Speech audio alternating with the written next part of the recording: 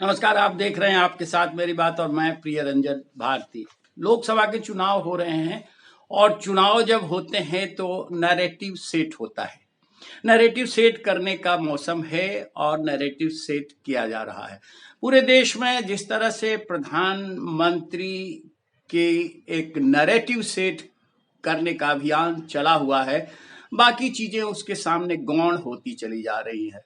बिहार की बात करेंगे और बिहार में जो परिदृश्य उभरा है अभी, उसकी चर्चा आपसे बेहद लाजमी होगी। अभी पिछले दिनों मैंने चर्चा की थी कि एक विभागीय शिक्षा विभाग के एक अधिकारी के कारण लाखों लोगों के वेतन बंद हैं। अब ईद गुजर गई, अब नवरात्र है और रामनवमी आने जा रही है। पिछले 4 महीनों से पेंशन और वेतन लाखों कर्मियों, शिक्षकों और अधिकारियों का बंद है।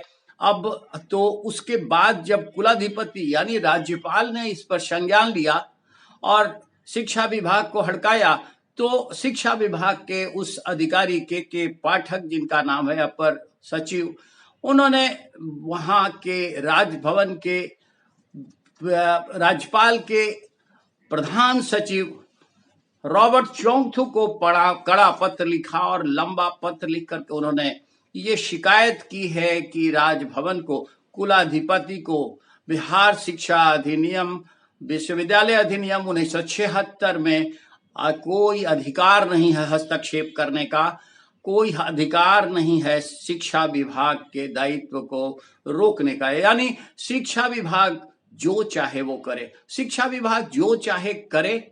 वेतन रोक देंगे, पेंशन रोक देंगे। पेंशन रोकना गैर संवैधानिक, अमानवीय काम है और सुप्रीम कोर्ट का भी निर्देशन इस पर है। लेकिन सरकार अभी कोई काम नहीं कर रही है। नहीं कर रही है क्यों?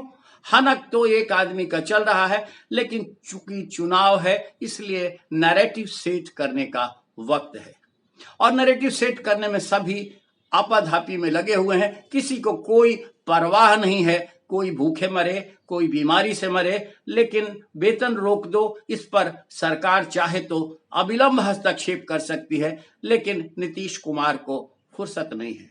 नीतीश कुमार भी गजब के नेता हैं।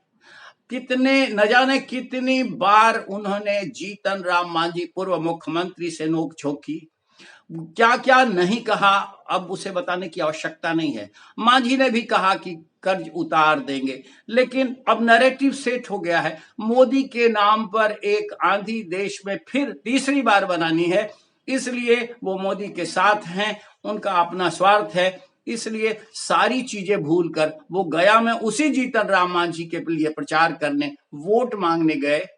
अब तब वो सारी बातें भूल चुके होते हैं। सिर्फ नैरेटिव सेट करने का वक्त है। नैरेटिव सेट ऐसे किया जाता है, वादे किए जाते हैं चुनाव में, वादों को भूल जाया जाता है 5 वर्षों तक। और तभी तो ये हो रहा है।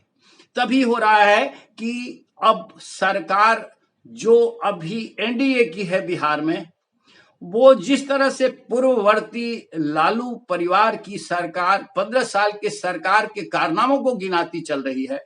करेंगे 15 साल में 118 नरसंहार हुए, शिल्पी जैन हत्याकांड हुआ, क्या क्या नहीं हुआ। लेकिन कौन पूछेगा, कौन उनसे ये सवाल करेगा कि तो फिर उसी लालू परिवार के साथ उसका दामन थाम कर महागठबंधन सरकार बनाने क्यों गए थे? अब अगर स्वार्थ नहीं आपका सिद्ध होता है तो फिर क्यों एनडीए के पार्ट बन गए? क्यों एनडीए में आकर के 16 सीटों पर चुनाव लड़ रहे हैं? फिर एनडीए बेकार थी।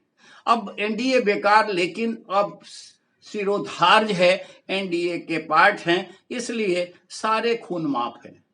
कहा यही जाना चाहिए कि चुनाव में कोई किसी का दुश्मन नहीं होता है, सिर्फ वोट की दरकार होती है और वोट के लिए वादे किए जाते हैं। वादों के बाद 5 वर्षों तक जनता की सुधि नहीं ली जाती, उन्हें झांसे में रखा जाता है। और तभी तो ये हो रहा है कि ना कोई एक मनुहार अदालत में जा रही है, न सरकार को दरकार है और न ही जनता की सुधि लेने की जनप्रतिनिधियों की कोई चिंता है। जनप्रतिनिधि इसलिए लतेड़े जा रहे हैं। जैसे अभी घटनाएं जिस तरह से हो रही हैं चुनावों में, वो मुंगेर में, जहां ललन सिंह फिर एक बार जनता दल यू के यानी एनडीए के उम्मीदवार बने हैं। आपको याद कराने की आवश्यकता नहीं होगी, जब यही सरकार महागठबंधन की थी, नीतीश कुमार तब भी मुख्यमंत्री थे, उप मुख्यमंत्री तेजस्वी यादव थे, तब ललन सिंह ने क्या क्या नहीं कहा प्रधानमंत्री नरेंद्र मोदी को, क्या क्या नहीं कहा भाजपा को, और क्या क्या नहीं कहा केंद्रीय गृह मंत्री अमित शाह को और राजनाथ सिंह समेत तमाम पार्टी नेताओं को। कितनी कमियां गिनाई एनडीए सरकार की, और वही अब एनडीए के वहां उम्मीदवार हैं, तो उनसे सवाल पूछा तो जाना ही चाहिए। जनता उनकी सुधि ले रही है, जनता उन्हें खदेड़ रही है, जनता उनका बहिष्कार कर रही है, लेकिन फिर नैरेटिव सेट है प्रधानमंत्री के नाम पर। सारी चीजें हवा हो जाएंगी कि मोदी को फिर 400 पार ले जाना है। ये नैरेटिव सेट करने के लिए सारे नेता अब भी बाकी मुद्दों को कताल खाने में रख चुके हैं। कोई कहीं चर्चा करने को तैयार नहीं है। इसी तरह से विरोध हो रहा है जहानाबाद में, जहां मात्र 2000 से अधिक वोटों से जीते थे जनता दल यू के प्रत्याशी, और उनको भी विरोध का सामना इसलिए करना पड़ रहा है कि उन्होंने 5 साल तक वहां की जनता की कोई सुधि नहीं ली। और ये एक पैशन सा बन चुका है कि जीत के जाओ, उसके बाद जनता क्या है, जनता को रोड बना दो, बाजार बना दो, तमाशा दिखा दो, बस जनता झांसे में आकर के वोट कर देती है। मुद्दे चाहे जो भी हो, सवाल चाहे जो भी हो, पेट में अनाज हो या नहीं हो, लेकिन वोट के नाम पर यहां तो फिर कास्ट होता है, यानी जाति होती है, और फिर एक ऐसा नैरेटिव सेट हो जाता है जिसके आधार पर लोग दौड़े चले जाते हैं, वोट करके आ जाते हैं। यही तमाशा हो रहा है अभी गोपालगंज में, जहां जदयू के उम्मीदवार को तमाम तरह के विरोध का सामना करना पड़ रहा है। गोपालगंज के अलावा भी कई सीटों पर इस तरह की खबरें आ रही है कि लगातार उनका विरोध हो रहा है, वहां के उम्मीदवार का विरोध हो रहा है। इसके बावजूद नैरेटिव सेट है, प्रधानमंत्री नरेंद्र मोदी के आगे सारी चीजें बेकार हो रही हैं, और उनके लिए फिर तीसरी बार सरकार उनकी बनाने के लिए जनता वोट करे, इसके लिए सारे तरह के घटकर्म से लेकर सारे काम किए जा रहे हैं। सब कुछ माफ है, चुनाव है, इसलिए सब लाजमी है, और सब जनता को सर आंखों पर बिठाने को तैयार हो जा रहे हैं। एक और महत्वपूर्ण सवाल उठ रहा है, और वो ये कि अब थोड़े दिनों पहले तक जिस तरह से ये सरकार काम का अपना रिकॉर्ड गिनाती रही थी, अब वही सरकार आज फिर पुरानी 15 वर्ष की लालू राबड़ी सरकार की कमियों को गिनाने का ठीकरा क्यों फोड़ रही है? क्यों उसे इस बात की परवाह है कि अब पुरानी सरकार के नाम पर लोगों को डरा करके और वोट एनडीए के खाते में लेके और सिरोधार्ज कर लिया जाए? ये चुनाव में ही हो सकता है, और चुनाव में जिस तरह से अभी आफादाफी मची है, समीकरण बनाए जा रहे हैं, तमाम तरह के समीकरणों को खंगाला जा रहा है, उसमें ये आश्चर्य भी नहीं होना चाहिए। लेकिन हाँ, अब एक और सबसे बड़ा सवाल खड़ा होता है कि जनता करे तो क्या करे? वोट देने का अधिकार, वोट देने के अधिकार की बार बार उसको याद कराया जाना, और फिर वोट देने के लिए मतदान केंद्रों तक पहुंचाने की जिम्मेवारी प्रशासन अपने कंधों पर लेकर के आगे चले। बावजूद लोग, जनता जब वोट करने, मतदाता जब वोट करने जाता है, उसके सामने कोई विकल्प नहीं होता। वोट और बेटी के नाम पर यहाँ बिहार में जात के नाम पर और जिस तरह से नैरेटिव के नाम पर वोटिंग होती है, वो अपने आप में खासा महत्वपूर्ण है। जिस तरह से आंधी बहा दी जाती है, उसमें सब कुछ फेल हो जाता है। अभी कोशिश ये की जा रही है कि विपक्ष ये कोशिश कर रहा है कि एनडीए के वोट बैंक में उसको क्षरण किया जाए, उसको विच्छेदित किया जाए।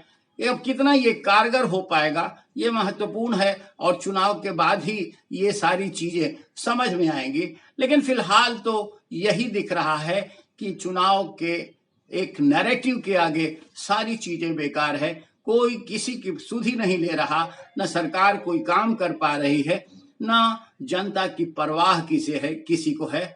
बस हम चुनाव में बाजी कैसे झटक ले। बहुत सारे उम्मीदवार जो एनडीए के इस बार टिकट से बेदखल कर दिए गए, उन सब के बारे में भी ये तर्क दिया जा रहा है। कोई कमजोर उम्मीदवार है तो उसके बारे में ये तर्क दिया जा रहा है कि कमजोर क्या और मजबूत क्या।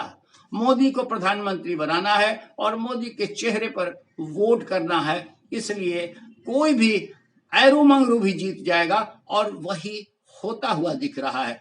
चाहे मुंगेर की बात करें, जहानाबाद की बात करें, गोपालगंज की बात करें या फिर और दूसरे कई सीटों की बात करें, तो वहां यही परिदृश्य तो है।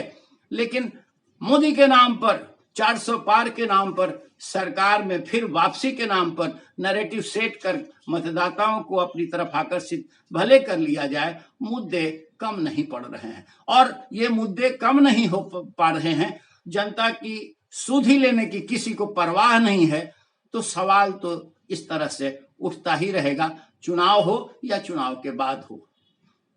बस आज के अंक में इतना ही। आपसे हम निवेदन करेंगे कि हमारे मुद्दे पर आप भी विचार करिए और बने रहिए हमारे साथ, देखते रहिए आपके साथ मेरी बात। नमस्कार।